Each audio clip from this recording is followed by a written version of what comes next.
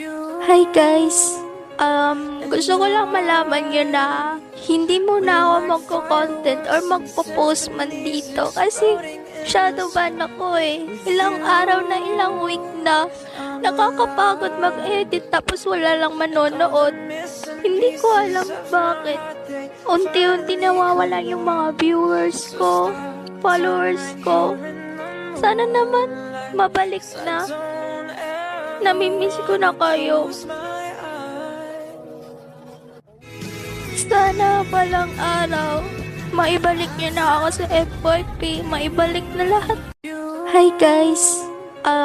Gusto ko lang malaman nyo na hindi muna ako magko-content or magpo-post man dito kasi shadow ban ako eh. Ilang araw na, ilang week na.